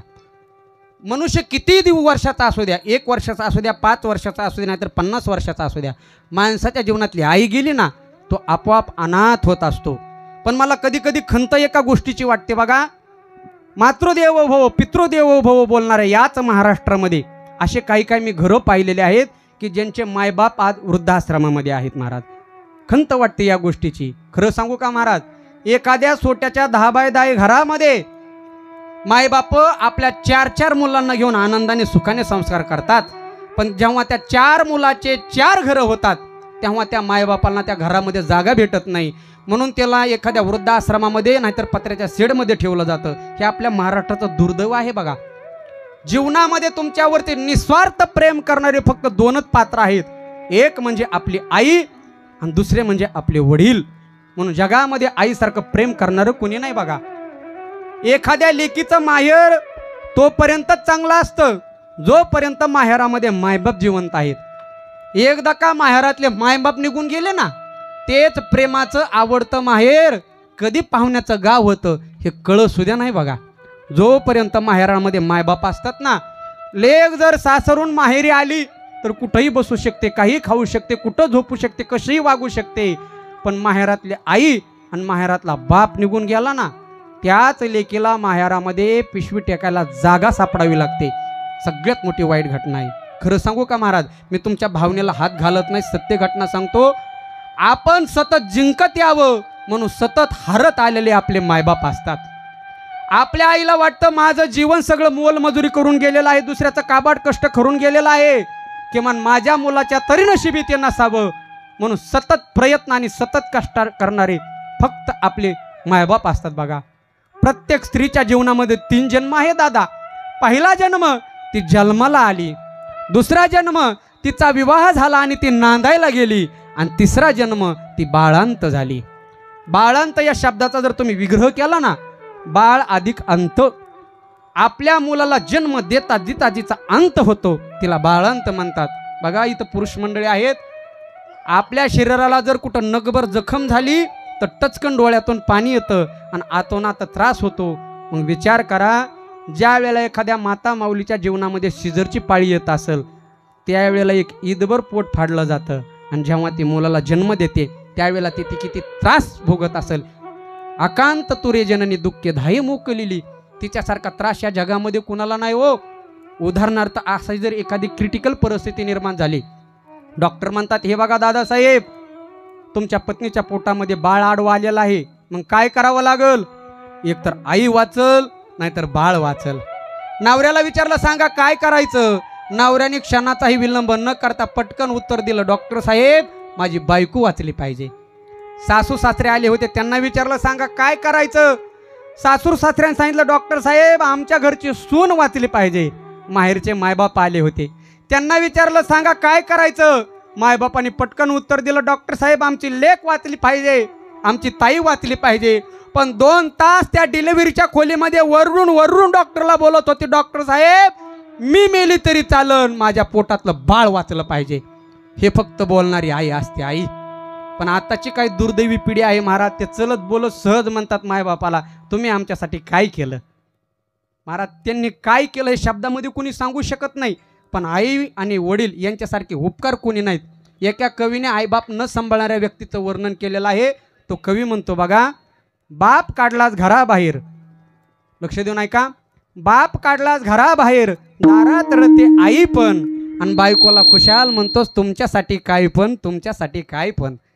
अरे कधीतरी आठवून बघ त्या आईचे दिवस, तू जन्म घेवा म्हणून किती केले होते नवस, इकून तिकून देव तिच्या नवसाला पावला, आणि तुझ्यासारखा हिरा तिच्या पदरामध्ये घावला. लहानपणी आई तुला शेतामध्ये न्यायची, लहानपणी आई तुला शेतामध्ये न्यायची, ऊन लागू नये म्हणून पदराखाली घ्यायची. भूक लागली ना टाय टाय करून रडायचास, आणि त्या आईचं दूध संपलं ना रक्त सुद्धा ओढायचास. रक्त पिऊन पोचलास लेकता त्या रक्ताचा ठेव मान, फक्त आता एवढं कर त्या दारातील आईला आता तरी घरामध्ये आण. अरे किती दिवस टिकणार आहे ते पिकलेलं पान. कवी पुढं म्हणतो तू गोडधोड खा, तू गोडधोड खा, पण शिळी भाकर तरी माईला वाढ, आणि भाकर वाढायला बायको आडवी आली चल तिला घराबाहेर काढ. बायको घड सोडूनच जाणार नाही, मी बॉन्डवर लिहून देतो, आणि यदा कदाचित गेली तर मला येऊन भेट, मी दुसरी करून देतो. तो कवी पुढं म्हणतो अरे वाघ बनवलंय तुला माईने, पण दुर्दैवाने तुला उरलं नाही माय. पण उद्या सकाळी उठ, माईच्या पाया पड आणि म्हण, माय तुझ्यासाठी काय पण, तुझ्यासाठी काय पण. आई आपल्यासाठी सर्वच असते बघा. म्हणून तर नाथ महाराज म्हणतात, स्त्रिया मिळविता असंख्य मिळती, परी माता न मिळे त्रिजगती. आईसारखं पात्र जगामध्ये भेटणार नाही. मी तुम्हाला घडलेली घटना सांगतो, घडलेली लक्ष देणं आहे का. 2-3 महिन्यापूर्वी एक पेपरला लेख आला होता, सोशल मीडियावरती सर्वत्र लेख फिरला होता, तुम्ही वाचला असेल. ते लेखाचं असं एक शीर्षक होतं बघा, चुलीत गेली तुमची नोकरी आणि चुलीत गेलं तुमचं शिक्षण. हा लेख कोणाचा नाही महाराज, आपल्या भारत देशातील सर्वात मोठे बालरोग तज्ज्ञ डॉक्टर अरुण गोधनकर यांचा लेख आहे. त्यांनी वर हेडलाईन दिली होती, चुलीत गेलं तुमचं शिक्षण. आणि देण्याचं कारण तसं होतं, तुम्ही वाचलं असेल महाराज. बालरोग तज्ज्ञ स्पेशलिस्ट डॉक्टर नांदेड जिल्ह्यातले डॉक्टर अरुण गोधनकर मुलाला आपल्यापेक्षा मोठं उच्च डॉक्टर करावं म्हणून अमेरिकेला पाठवलं. मुलगा मोठा डॉक्टर झाला. मुलगा डॉक्टर झाला, मग मुलगी तशीच पाहिजे ना, सून तशीच पाहिजे ना, म्हणून सून सुद्धा त्याच पद्धतीची मोठी बालरोग तज्ज्ञ डॉक्टर केली. एकुलता एक मुलगा, एकुलती एक सून अमेरिकेला सेटल झाली. नांदेड जिल्ह्यामध्ये फक्त दोघंच राहिले, डॉक्टर अरुण साहेब आणि त्यांची धर्मपत्नी. महाराज 2 वर्ष दोघंच होते. 2 वर्षाच्या नंतर त्यांच्या पत्नीचं निधन झालं. मुलगा जवळ नव्हता बरं का. पत्नीचं निधन झालं. डॉक्टर अरुण साहेबांनी मुलाला अमेरिकेला फोन केला, सांगितलं, बाळा अरे तुझ्या आईचं निधन झालेलं आहे, 12 तासामध्ये अंत्यविधी करायचं आहे, कोणती फ्लाईट पकड आणि लवकर ये. मुलाने तिकडून उत्तर दिलं, सांगितलं, बाबा मला यायला वेळ नाही, मला यायला वेळ नाही, अंत्यविधी उरकून घ्या, वेळ भेटल्याच्या नंतर मी नंतर येईल. महाराज डॉक्टर अरुण साहेबांनी मुलाची 2 वर्ष वाट पाहिली, पण मुलगा आला नाही बरं का. घडलेली घटना सांगतो. 2 वर्ष मुलगा आला नाही. शेवटी 2 वर्षाच्या नंतर स्वतःला लातूरच्या अनाथ आश्रमामध्ये दाखल केलं. स्वतःला जाऊन अनाथ आश्रमामध्ये दाखल केलं. तिथं अरुण साहेबाचे 4 वर्ष गेले. किती? 4 वर्ष गेले, पण मुलगा भेटायला आला नाही, सून भेटायला आली नाही. 4 वर्षाच्या नंतर डॉक्टरांचं निधन झालं. वृद्ध आश्रमाच्या एका संचालकाने मुलाला अमेरिकेला फोन केला आणि सांगितलं, बाळा तुझ्या बापाचं निधन झालेलं आहे, शेवटचं दर्शन घ्यायला अग्नी डाग द्यायला तरी ये. मुलाने तिकडून त्या संचालकाला सांगितलं साहेब मला यायला वेळ नाही, एक काम करा, व्हिडिओ कॉलद्वारे माझ्या बापाचा अंत्यविधी दाखवा आणि पोस्टाने त्यांच्या हस्ती पाठवा. जर तुमचं शिक्षण, तुमची नोकरी मायबापाला सांभाळण्यासाठी आडवी येत असेल, म्हणून त्या लेखाला शीर्षक दिलं होतं, चुलीत गेली तुमची नोकरी आणि चुलीत गेलं तुमचं शिक्षण. मी फक्त आईलाच महत्त्व देतोय आणि बापाचं काही नाही असं नाही बरं का. लक्ष देऊन ऐका महाराज. एखादा कुंभार दादा जर मडकं घडवत असेल ना, मडकं तुम्ही लक्ष देऊन पहा, मडकं घडत असताना त्या कुंभार दादाचा एक हात मडक्याच्या आतून असतो आणि एक हात बाहेरून असतो. बाहेरचा हात त्या मडक्याला आकार देतो, तर आतला हात त्या मडक्याला आधार देतो. तसं आपल्याला जीवनाला आकार देणारी आपली आई आहे, पण आपल्या जीवनाला आधार देणारा आपला बाप आहे. मुलगा जर शाळेतून आला, अभ्यासक्रम पाहणारी आपली त्या मुलाची आई असते, पण शाळेची फीस भरणारा बाप असतो बघा. खरं सांगू का महाराज, सगळे तरुण मंडळी आहेत, पुरुष मंडळी आहेत, मी नेहमी सांगत असतो पोरा हो, जीवनामध्ये फक्त 2च गोष्टीला घाबरा गड्या हो, फक्त 2च गोष्टीला. एक म्हणजे पाप आणि दुसरं म्हणजे बाप. जो पापाला घाबरला त्याचा परमार्थ चांगला, जो बापाला घाबरला त्याचा संसार चांगला. तुमचा बाप कसाही असू द्या बघा, किती वय झालेला असू द्या, थकलेला असू द्या, म्हातारा असू द्या, पण तुमचा बाप जर दारात बसला ना, कोण्या पाप्याची नजर तुमच्या घरावर पडणार नाही. आणि बिन बापाच्या पोरानं किती कमवलं तरी गाव नाव ठेवल्याशिवाय राहणार नाही. बापाची ताकद असते. आपल्या मुलाला शिक्षण भेटावं म्हणून तो बाप महाराज तुटलेल्या बन्यांना गाठ मारतो, तुटलेली चप्पल सुतुळीने बांधतो. नाव्याकडं दाढी करायला 50 रुपये लागतात म्हणून 2 रुपयाची ब्लेट आणतो, 48 रुपये वाचवतो का, तेवढेच 48 रुपये माझ्या मुलाला शिक्षणासाठी वापरण्यासाठी भेटतील. आणि त्याच पैशावरती जर आताची पिढी गुटखा खात असेल, पिक्चरला बघायला जात असेल, याद राखा तरुण पिढीला कर्जासहित फेडावं लागेल. महाराज शेतामध्ये बाप काम करत असला आणि आपल्या रानातला 4 पायाचा बैल जर बांधाव चालला ना, बापाने आवाज दिल्याबरोबर तो 4 पायाचा बैल माघारी फिरतो. पण पोटच्या पोराला 100 आवाज दिलं तरी पोरग माघारी फिरत नाही. त्या 4 पायाच्या बैलाला बापाची किंमत कळाली, पण 25 वर्षाच्या बैलाला बाप कळाला नाही हो. हे सगळ्यात मोठं दुर्दैव आहे. बाप काय असतो सांगू तुम्हाला, एक वाचक सांगतो. बाप काय असतो बघा. बाप म्हणजे जगण्याचं माप आहे. बाप म्हणजे पाठीवरची थाप आहे. किती तिकट वागला ज्याची माया अमाप आहे, तो म्हणजे बाप आहे. बाप म्हणजे ध्येयाकडे नेणारी शिडी आहे, समुद्रातून पार करणारी होडी आहे. ज्याची आयुष्यामध्ये फार मोठी गोडी आहे, तो म्हणजे बाप आहे. बाप म्हणजे शिस्तबद्ध धाक आहे, जगणं आपोआप आहे. बाप म्हणजे शिस्तबद्ध धाक आहे, जगणं आपोआप आहे. प्रत्येकाच्या जीवनामध्ये दीपस्तंभाची झाक आहे, तो म्हणजे आपला बाप आहे. म्हणून तर माऊली म्हणतात सकळ तीर्थाची ये धुरी जिये का माता पितरे. आपल्या घरामध्ये 2 तीर्थ गड्या हो, फक्त 2 तीर्थ. पहिलं तीर्थ आपली आई आणि दुसरं तीर्थ आपला बाप. तुम्हाला काशी, गया, मथुरा आणि 3-3 तास रांगेमध्ये दर्शन घ्यायची गरज नाही. 2 तीर्थाला सांभाळा, सगळे तीर्थ तिथं आहेत. पण मला खंत एका गोष्टीची वाटते, आज आपल्या भारत देशामध्ये 1526 वृद्धाश्रम आहेत. किती? 1526. आणि त्याच्यापेक्षा दुर्दैव सांगतो, त्याच्यातले निम्मे 725 वृद्धाश्रम हे फक्त महाराष्ट्रामध्ये. आणि ह्याच्यापेक्षा दुर्दैव सांगतो, प्रत्येक वृद्धाश्रमामध्ये फक्त हिंदूचे मायबाप आहेत. मानावं लागन मुस्लिम समाजाला. एकाही मुस्लिम समाजाचे मायबाप वृद्धाश्रमामध्ये नाहीत, एकाही ख्रिश्चनाचे मायबाप वृद्धाश्रमामध्ये नाहीत महाराज, फक्त हिंदूचे मायबाप आहेत. पण त्यामध्ये सुद्धा एक अभिमानाची गोष्ट सांगतो माऊली, ती अशी आहे. नाना, आम्ही सर्व महाराष्ट्रभर कीर्तन करत असताना अनेक वृद्धाश्रमाला भेट दिल्या. आम्ही विचारतो बरं का तिथल्या म्हाताऱ्यांना, का हो तुमचा मुलगा काय करतो? कुणी सांगतो माझा मुलगा वकील आहे, कोणी सांगतं माझा मुलगा डॉक्टर आहे, कोणी सांगतं माझा मुलगा कलेक्टर आहे. पण आतापर्यंत एकही त्या वृद्धाश्रमातले मायबाप हे म्हणले नाहीत की माझा मुलगा शेतकरी आहे. शेतकऱ्याचे मायबाप कधीच वृद्धाश्रमामध्ये जाणार नाहीत. कसं का होईना, पण ते मायबापाला सांभाळल्याशिवाय राहणार नाहीत. 2 तीर्थाला सांभाळणं ही काळाची गरज आहे. सकळ तीर्थाची ये धुरे जिये का माता पितरे. दुसरी सेवा करण्याची गरज नाही. पुंडलिक रायने भगवान परमात्माची सेवा केली, तो मायबापाची सेवा केली, तो तिकडून धावून आला महाराज. म्हणून मायबापाची सेवा आपल्या जीवनामध्ये झाली पाहिजे.